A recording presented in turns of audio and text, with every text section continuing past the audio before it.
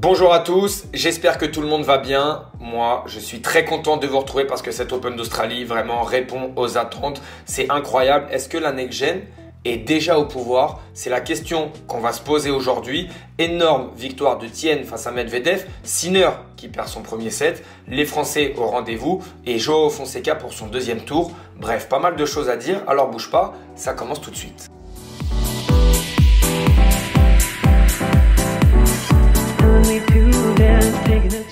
On rentre tout de suite dans le vif du sujet. Daniil Medvedev s'incline face à Lerner Tien. Et si tu suis la chaîne depuis un petit moment, tu sais qui est Lerner Tien. Jeune joueur de 19 ans, jeune américain, excellent. Il a d'ailleurs perdu en finale du Master Next Gen contre Joao Fonseca, dont on parlera évidemment juste après. Mais on va d'abord parler de Daniil Medvedev. Énorme déception du côté de Daniil, évidemment déjà avec le scénario. Mais en tout cas, on avait parlé de son premier match contre la wildcard thaïlandaise, ça avait été hyper inquiétant. Alors, circonstances atténuantes, on le répète, il vient d'être papa une deuxième fois. Est-ce que sa préparation a été optimale? J'en sais rien. En tout cas, ce que je constate et ce qui est clair aujourd'hui, et c'est acté, Daniil Medvedev est sur le déclin. Voilà, Daniil Medvedev a été numéro 1 mondial. Daniil Medvedev a remporté son grand chelem. Ça, on va mettre une petite parenthèse, 30 secondes. Le grand chelem de Daniil Medvedev, il faut voir les circonstances. Voilà, très clairement. J'aime beaucoup Daniil, il n'y a pas de souci, mais les circonstances du grand chelem de Daniil, on le rappelle, c'est lors de l'US Open où Novak Djokovic pouvait faire le grand chelem calendaire, donc remporter les 4 grands chelems d'un coup. Clairement, Novak Djokovic a été rattrapé par la pression ce jour-là. Alors, Daniil a très bien géré l'événement et il ne faut pas lui enlever. Mais bon, on est quand même sur une génération, et c'est ça le sujet de la vidéo aujourd'hui, la génération Medvedev, Zverev, Tsitsipas, Rublev, énormément de déceptions, très clairement énormément de déceptions. Et en fait, ce que j'ai envie de souligner aussi, c'est que cette génération, clairement, n'a pas le niveau. C'est peut-être dur de dire ça, mais j'ai déjà l'impression que la génération qui arrive joue mieux au tennis, est déjà plus solide, est déjà meilleur mentalement aussi que beaucoup de cette génération qui vient de passer. Et pourtant, ils ne sont pas vieux. Ils ont tous aux alentours de 27, 30, une petite trentaine. Mais c'est vraiment l'impression que donnent tous ces jeunes, c'est de ne pas avoir froid aux yeux. Le gros problème que j'ai avec cette génération Medvedev, etc., c'est qu'il n'y a aucune évolution dans leur jeu. Aucune évolution depuis tant d'années. Donc en fait, ils jouent au tennis de la même manière quand ils sont arrivés sur le circuit qu'aujourd'hui. Mais ça, c'est pas possible. On l'a dit, le jeu a changé. Il y a eu changement de matériel, changement de balle, changement de surface. Et puis évidemment, on analyse. On analyse les joueurs en vidéo. On voit ce qu'ils font, ce qu'ils aiment faire, ce qu'ils n'aiment pas faire. Et en fait, des joueurs comme Daniil Medvedev, oui, ils ont eu leur prime. Mais depuis, est-ce qu'ils essayent de se réinventer? Je ne suis pas sûr. Et clairement, cette défaite avec ce scénario incroyable, puisque Lerner Tien quand même mène 2-7-0, et dans la troisième manche, énorme tie-break où l'Américain a une balle de match, il ne la fait pas. Et là, on se dit, ça y est, ça va basculer pour Medvedev, classique, à l'expérience, c'est sa surface, il va lancer son tournoi. Bon, quatrième set, ça déroule un peu. D'ailleurs, pour la blague, Lerner Tien a dit en interview d'après-match qu'il avait tellement envie d'aller aux toilettes faire pipi qu'il a un peu laissé passer le set. Bon, est-ce que c'est que de l'humour? Est-ce que c'est vrai? On n'en saura rien, mais en tout cas, c'était assez drôle, surtout après cet énorme de match, d'avoir autant d'autodérision, on va dire. Et puis, super tie-break dans cette cinquième manche, Daniil Medvedev qui répond pas présent. Tout ça, c'est des signaux qui sont hyper inquiétants. Et voilà ce que j'ai envie de souligner. Tien, Mensik, Fonseca, mais on peut évidemment aller plus loin parce que la nouvelle génération, c'est pas que les gamins de 18-19 ans. La nouvelle génération, elle commence évidemment à partir du numéro 1 mondial. Sinner, Alcaraz, Rune, Musetti, Draper, Arthur Fils, Shelton, Lehečka, Giovanni Mpetshi-Perricard, Koboli, Mikkelsen, sous-côté Mikkelsen, Arnaldi, Nakashima, bref, Jakub Mensik, il y en a énormément. Et si on descend encore un peu plus, là on était sur les joueurs de moins de 24 ans, donc j'ai poussé un peu loin. Mais si on va juste au moins de 22 ans, on peut rajouter Sang, on peut rajouter Medjedovic, dont on parle souvent, Bazavaredi, Landalus, Faria, Fonseca. On est sur un vivier de joueurs avec un niveau extrêmement haut. Et ça, c'est une bénédiction pour le tennis. Parce que depuis un petit moment, très clairement, les 15 dernières années, peut-être un peu moins, les 10 dernières années, évidemment que Djokovic, Nadal, même Federer, c'était exceptionnel. Mais c'était exceptionnel pourquoi? parce que personne n'a réussi à venir pour un petit peu les secouer. On a eu par-ci, par-là, on a eu Dominic Thiem, on a essayé avec Zverev, un peu avec Medvedev, mais ça ne fonctionnait pas parce que ces joueurs-là n'avaient pas le niveau. Et donc en fait, des joueurs vieillissants, même si on parle des plus grandes légendes de ce sport, mais en fait, ont pu profiter aussi d'une génération avec un niveau plus bas.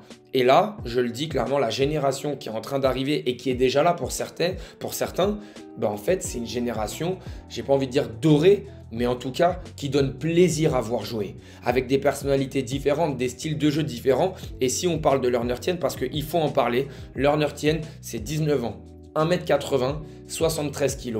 On n'est pas du tout dans le prototype du joueur de tennis actuel. Aujourd'hui, le joueur de tennis actuel, c'est long, c'est grand, avec des longs segments, qui frappe fort, qui sert extrêmement bien.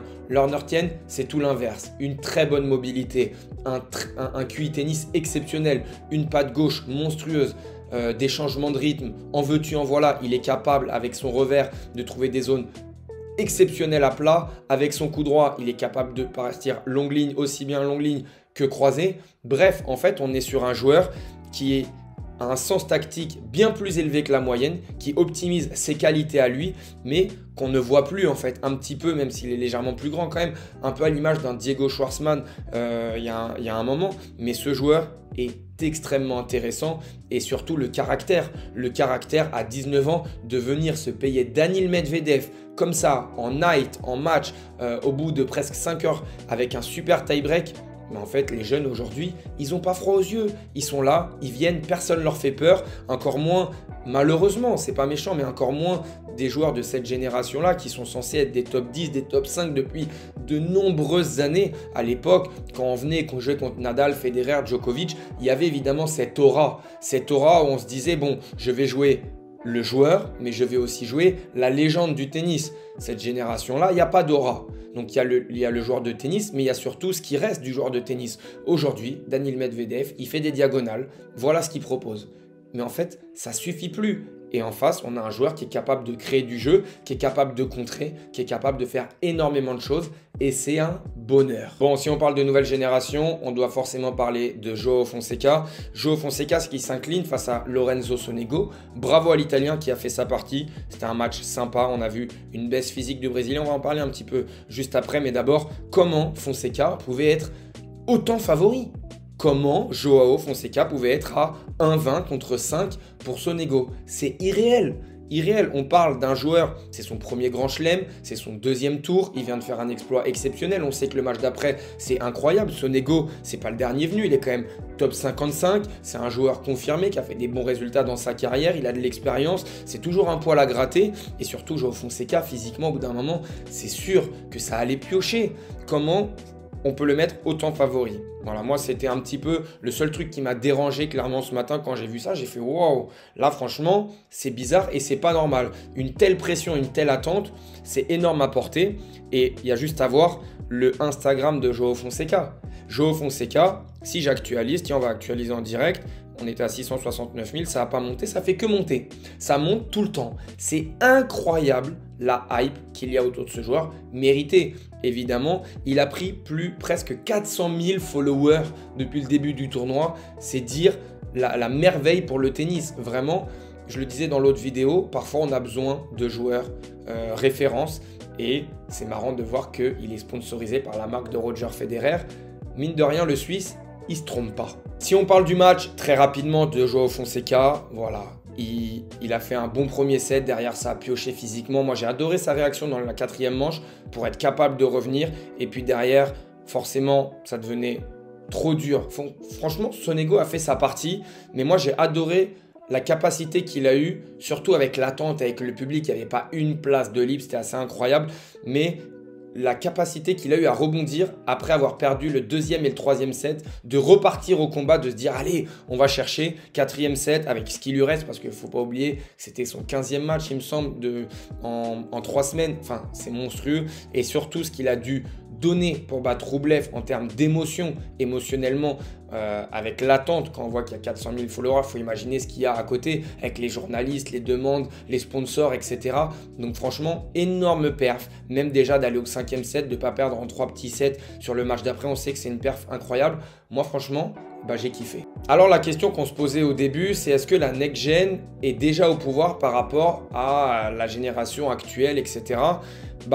Mine de rien, on a quand même des survivants avec Gaël Monfils qui est ici, mais ensuite on a la jeune garde, on a Musetti qui s'impose en 3-7, Shapovalov décevant, il a eu 10 000 occasions, il les a pas faites, très décevant. Ben Shelton, pareil, qui répond présent, Demi-Nord qui garde son statut. On a Corentin Moutet qui a fait le job dans un match ultra chaud avec un scénario incroyable. J'ai fait un petit réel d'ailleurs, si vous ne l'avez pas vu, allez le voir, ça sera avec grand plaisir.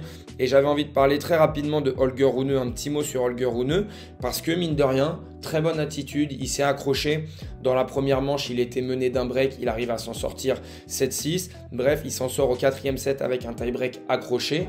Est-ce qu'on pourrait avoir un Holger Rune régulier, concerné? C'est tout ce qu'on demande clairement, mais ce qui fait plaisir, c'est de voir des jeunes arriver et surtout, regardez, on en parlait tout à l'heure, Mikkelsen, alors il joue un Australien largement à sa portée. Mais voilà, ça arrive un petit peu de partout. On a Fonseca, on a Tien, on a Mensik. Là, on a Mikkelsen qui fait un bon résultat. On a Rune qui fait son job. Voilà, il y en a de partout. Il y en a pour tous les goûts, des gauchers, des droitiers, des revers à une main, des plus petits, des plus grands. Bref, en fait, là, on est en train de vivre une nouvelle ère. Et moi, ça me plaît de fou. Mot quand même sur les 2 derniers finalistes de l'US Open. Tyler Fritz qui fait le job.